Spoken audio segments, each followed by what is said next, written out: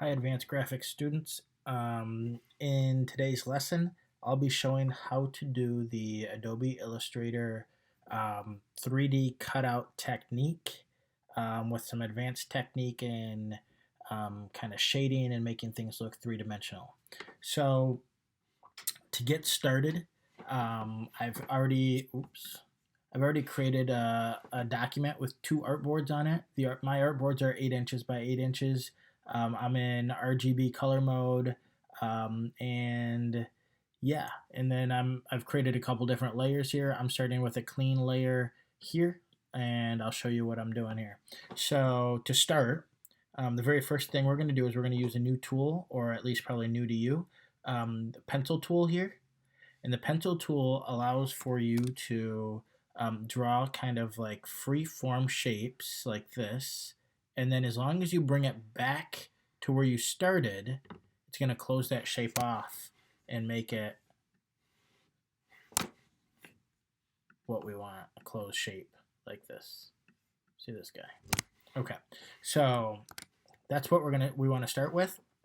And I'm simply going to use that pencil tool to make a multitude of squiggly kind of fun shapes, and this is kind of up to you how this looks. And just make sure you come back close to this guy, and it's going to close it off.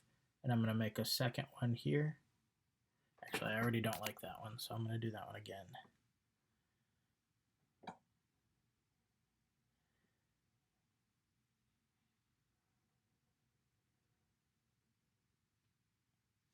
Good.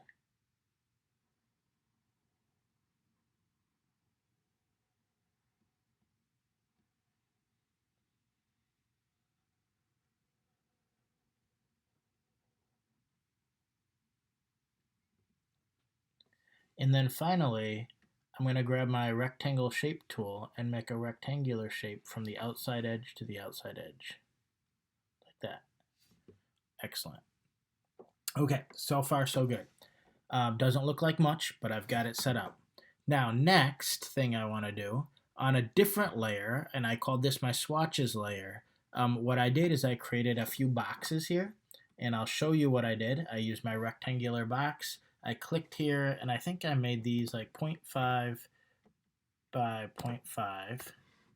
Well, not like that. 0.5 by 0.5, and hit OK. And that creates this little box here. I then took fill color and filled that with one of my swatches here. I'll do a different color so we don't get confused here. Something like that. Took my selection tool, duplicated it by holding Option, pulling it apart, holding Shift, and stacking these together like this. And now using this one to change the green like that, and repeating that process.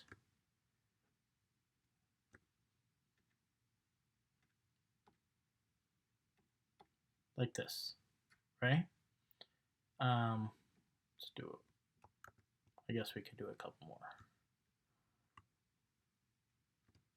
And if you notice, I'm just going my greens dark to light. I'm gonna have to go back and do a lighter one, and I'll do one more.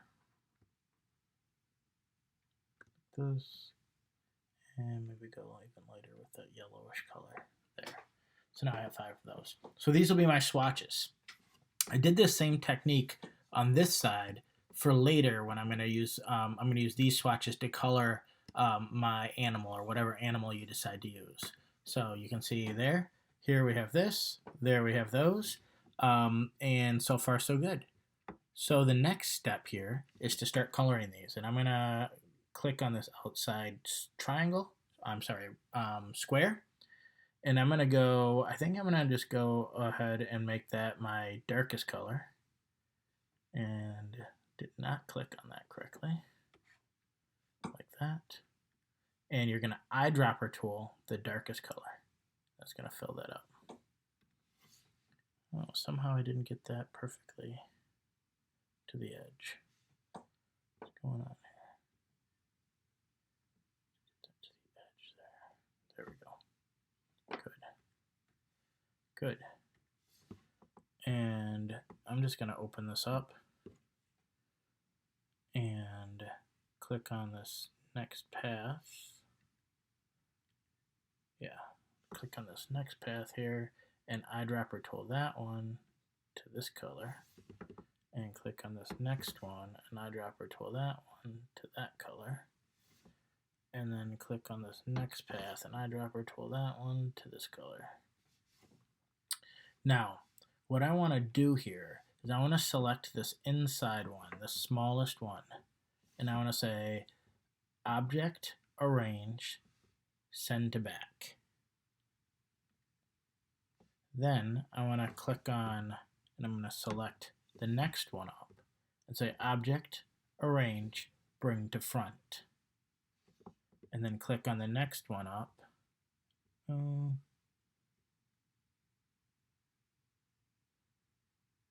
And this one I want to do the same thing.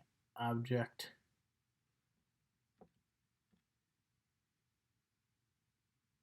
you know what? Before I do that, I made a mistake here. Before you do that, select all of these and shape build them. That's what I'm missing that. We need to shape build these. Oh, I did not notice this. This guy's off the edge there. Let's see. Can I get into this guy here? I want there to not be this weird overlap. There, that's better. Okay. All right. So what I want to do is I want to select all of these. So I just did a Command A. I'm going to shape build, and I'm going to say, hey, shape, shape, shape, shape. Now I need to color these. I need to color this first one here. And I'm going to color him, actually I'm going to color him with my lightest color, which he already is. And then I'm going to Object, Arrange, Send to Back. This second guy, I'm going to color him using this technique that I showed, like that.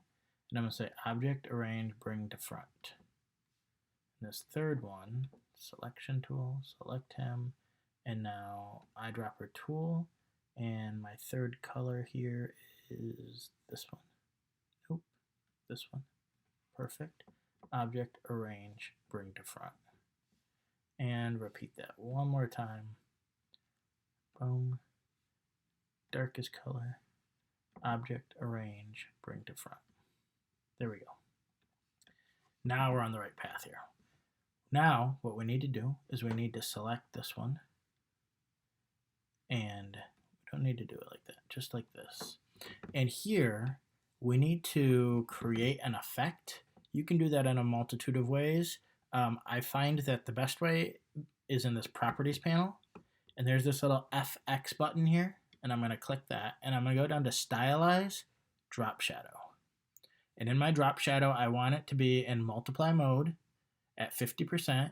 I have found that the offset of the X and Y offset of 0.21 inches looks pretty good, and a blur of 0.07 inches looks good. Keep it black and click OK. Perfect. And now repeat that process for the next one. Stylize, drop shadow, OK. And repeat that process for the next one.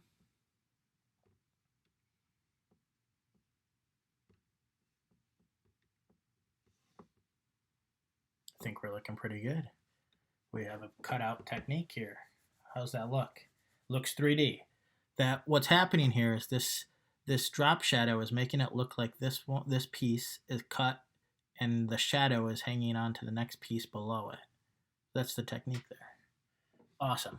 I love it. Okay, go to my layers, and I did notice I kind of put my swatches in the wrong spot. So I'm going to select all of those swatches here and move them to the swatch layer. So do this and grab these and drop them here. So now those are on the swatch layer now. So now only my green's on this layer, and that one's kind of done. So I'm going to lock it and create a new layer. Now, in this new layer, I'm going to just readjust those. In this new layer, this is where I need to bring in a drawing like this. So in this layer, I've created this hand-drawn sketch of this octopus that I know I want to use. Okay. And then once I've done that, Now I want to bring in a layer that looks like this. And so how did I do this? Let's break it down.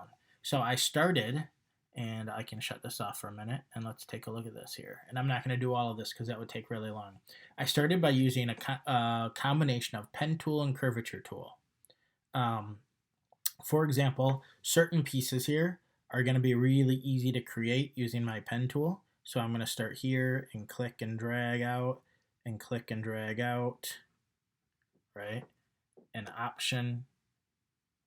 And we've done this before. I should do like this and like this, right?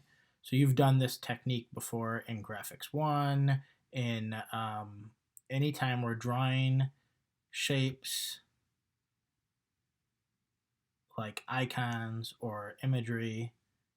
Now, watch this technique. If I click here, and now click back here, and click here, I might close this off just for my example. I can then hover and hold Option and grab this and pull it out and create that one and create this one. Oh, I did those backwards. Hang on. This should be on this side. And this should be, no, I had that right. What am I doing? That was there. This one goes right in there somewhere. This one. What happened here? I feel like I missed a step here. I did. Okay. This guy needs to pull this way. See that? There. There. There.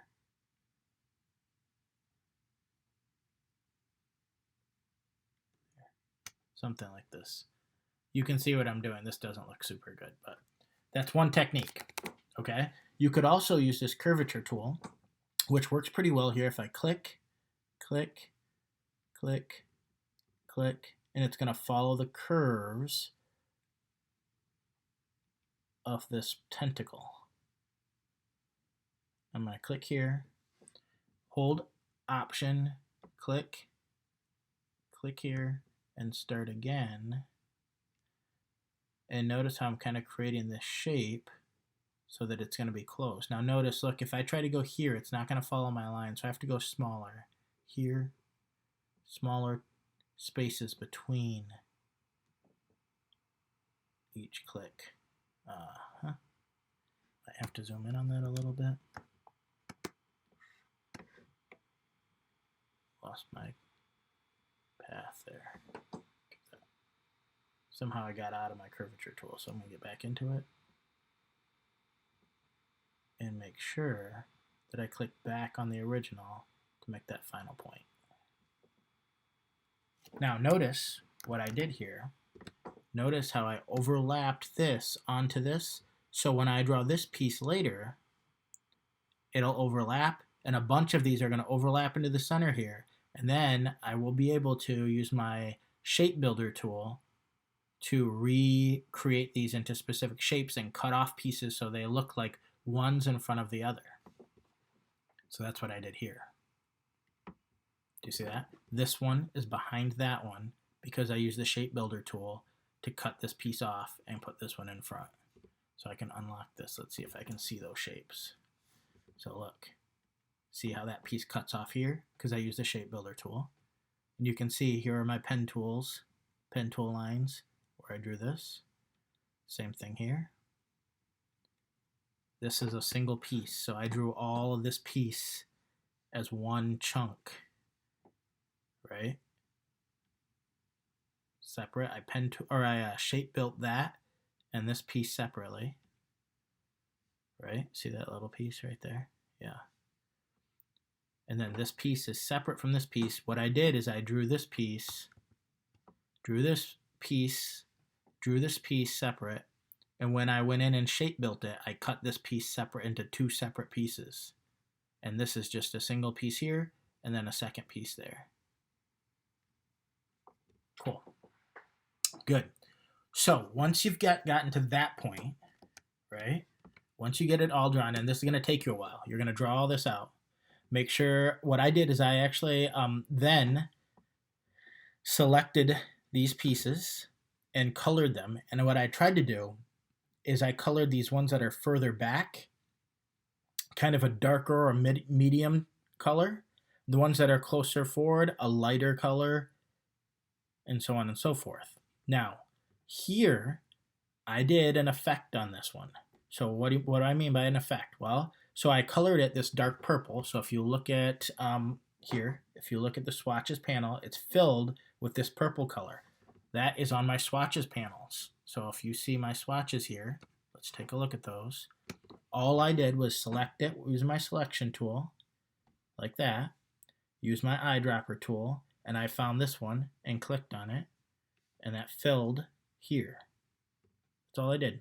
Now, then, if you look at this, I went into my properties panel and I put an effect on this with the effects, the FX button here. I'm not going to put it on again. It'll look weird if I do, but you can always see what kind of effect you put on in the appearance panel here. So look, this has a fill with this color. It has an inner glow. Check this out. Click. Here's my inner glow. I did a multiply with black using a 40% opacity and a blur of 0.3 inches on the edges only. And so that's how I got this black tone on the edges of this shape. So how can I do that? Did that inner glow. I'm going to show you again under Properties, Effects, Stylize, Inner Glow here. I know I don't want to do it because it's going to apply another effect on it. So I'm not going to do it there. That's where you can do it. Okay. Once you've put that on, you can look at that effect, not that effect, that effect, by checking out your appearance panel here. Inner Glow, see the FX there? Double click it and it'll show you what the settings are right there. Cool. All right. Good. What else did I do? Oh, I put these little circles on. These circles have an effect as well. So these circles have a fill with this pink color, but then they have a feather. So under effects, actually they have two things I put on here. A drop shadow. So if you look, I put a drop shadow. The opacity is at 100. The offset is at 0.1 inches. The blur is at 0.2 inches, and it's black. That's going to give it a little drop shadow underneath it. But then on top of that, I feathered it. I feathered the radius out 0.05 inches. That's in the effects panel as well. Okay, so you can get to that here. Properties, FX, feather. Do you see that? Stylize, feather. That's how I did those little detailed little dots. And I tried to make it so they felt like they were blending in with that skin, that purplish skin tone of the octopus. Okay, cool. Once that's all done, once I've finished all of that stuff, I'm in my layers panel. I'm going to shut this guy off. I actually took, what I did is I took him like this and moved him across here. So I selected him and pull him across to this other panel, right? So this artboard over here, and get him to fit on here the way I want. And if you notice, he's way below this green layer, so I have to move this layer one way up, like that. Now, his eyeball's missing still, so I need to do that. And actually, I'm going to shut it off. I'll show you the one I actually finished. So here. And so to do that eyeball piece, here, let's take a look at that. I'm going to click on it, zoom in. So what did I do for this eyeball? Again, I did an effect on it. So I created a circle using my circle tool here, right? Ellipse tool. Made a perfect circle holding Option, Shift, and dragging. And then I filled it using my swatches, right? That's my pink swatch. And then I did an inner glow with a black. Let's see what my effects say. Let's click on it. Boom, appearance. Here's my inner glow effect, right? If I click on that once, multiply at 75% opacity, a blur of 0.07 on the edge.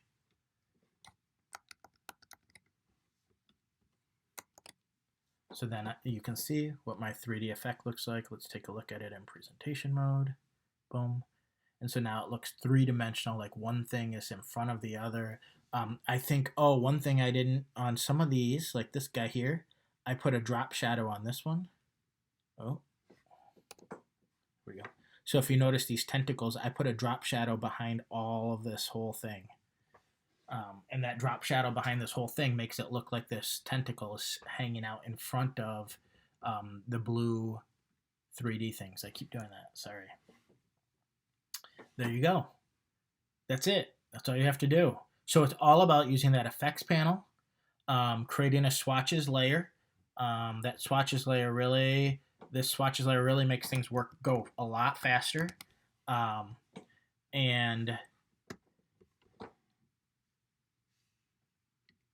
And taking your time with your original first drawing and using your pen tool, your curvature tool, your pen tool, something like that to draw.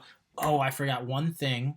When I used my curvature tool on this first little drawing here, let's show you this guy. If you notice, and we can turn this back on so you can see here, there are some wonky little spots here. What do I mean by that? I mean, well, look, it's not like perfectly smooth here. And so that'll happen when you use that curvature tool. Select it with the direct selection, like this. And then here, underneath your pencil tool, there's a smooth tool. And just run the smooth tool over top of this once or twice. And then do the same thing on the other side. Once or twice. And smooths it out. Same thing here. Look, there's a little divot. Do you see that little divot? See the divot here? It's really small, but perfect. Okay. You like my sound effects, right? There we go. So I smoothed it out a little bit. I think that looks a lot better. And it's not going to follow your drawing perfectly. In fact, let's take a look at my drawing here. Let's shut this one off, turn this one on. Not that one. Shoot, I moved him off of here. If you look, if I were to pull that drawing back over here, you would see that my original hand-drawn sketch is not perfectly the same as my final drawing. Why? Because it's a rough draft. And once you start drawing on digitally, you're going to see that, hey, guess what? This looks better here and that looks better there. I need to make an adjustment on this and so on and so forth. Okay? Do the best you can. And email me with any questions or concerns, or hey, Mr. Rodriguez, I don't know exactly how to do this, etc., etc. Send me an email. Anything. I'm willing to help. I'm here to help you guys. So let me know. All right. Until next.